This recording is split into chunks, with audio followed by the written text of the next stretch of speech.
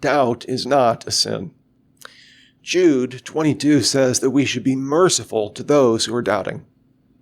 In Mark chapter 9, the man brings his demon-possessed son before Jesus, and he says, well, if you can heal him. And Jesus says, if. Of course I can heal him. Not if. I can heal him. If you have faith. And the man says famously, I do have faith. I do believe, but help me with my unbelief. And Jesus doesn't say to that man, well, why don't you come back with your demon-possessed son when you have enough faith? Jesus says, that's enough for me. All we need is a mustard seed of faith. There's a difference between doubt and unbelief.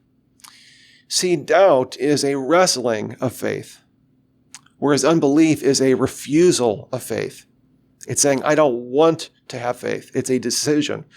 Doubt is searching for good evidence to my questions, whereas unbelief is denying good evidence to my questions.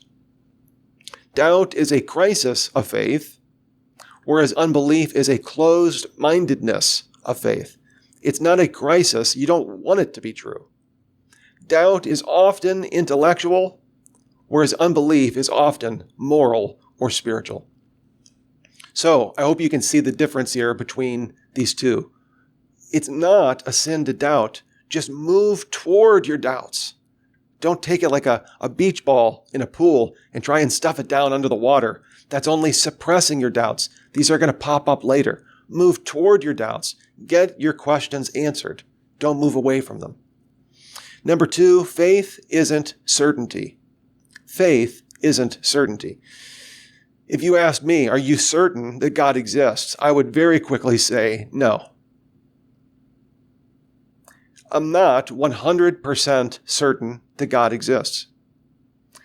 But I'm not 100% certain of most things in life. Like if you go to a restaurant, for example, when you go to that restaurant, did you see behind the kitchen? Did you see the chef after he was sitting on the toilet for 10 minutes? Did you see him wash his hands? How do you know that that dish being brought out to you isn't filled with bacteria or germs or a virus? When you get on an airplane, are you 100% certain that that airplane is going to take you to your destination? No, you're not 100% certain, but you'd have to ride that airplane every day for 14,000 years to die in a plane crash. Those are pretty good odds, but are they certain? No, they're not certain. The same thing is true when it comes to relationships. If you were to ask me, are you 100% certain that your wife loves you? No, I'm not 100% certain, but I will say this, I'd be willing to bet my life on it. And the same thing is true here as well when it comes to God. No, I'm not 100% certain that God exists, but I am so confident and I have so much trust, I'm willing to bet my eternity on it. That's how much confidence I have. So I share this because I don't want you to think that we need proof in some kind of apodictic certainty, like 2 + 2 equaling 4, or a bachelor is an unmarried male. Those are 100% certain truths. This is not that way, but we can have a sufficient level of confidence that God exists.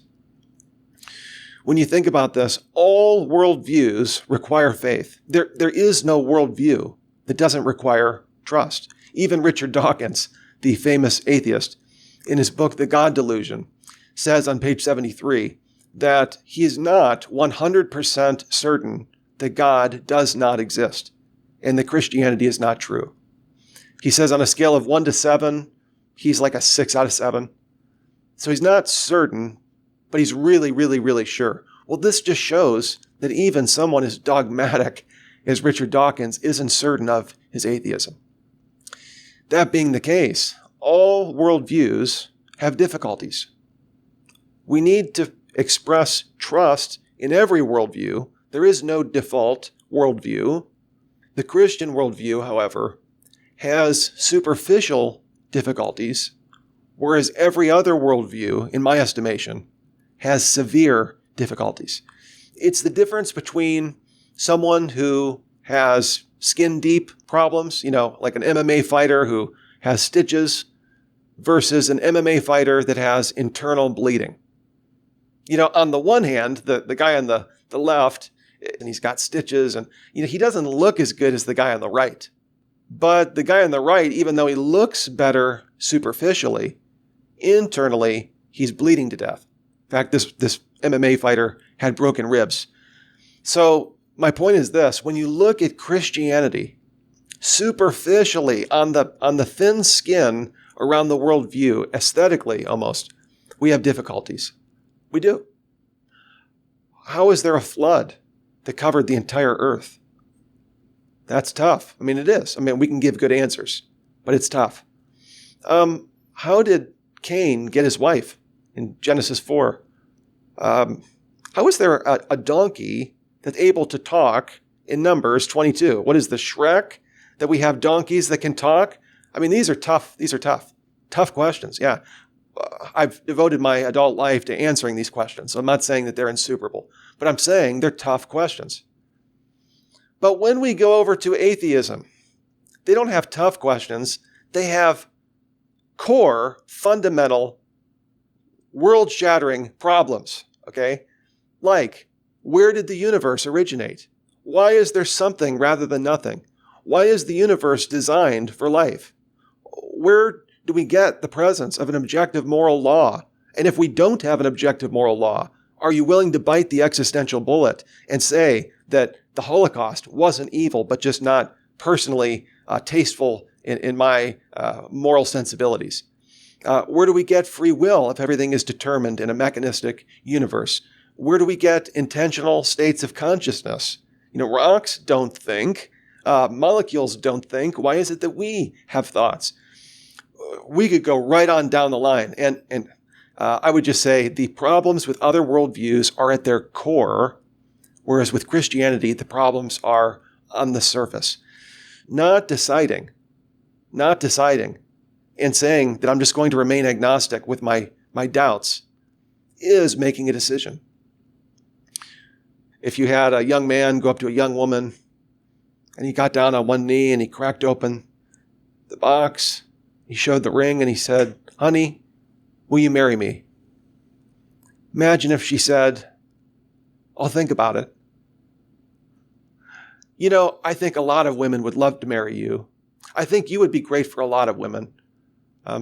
What is she saying? "I'll think about it. You'd be great for others." She's saying no. That's what she's saying. And the same thing is true when we're going through doubt. Continue to move toward your doubt. Don't just stay in a state of agnosticism, not knowing what you believe and not making a decision.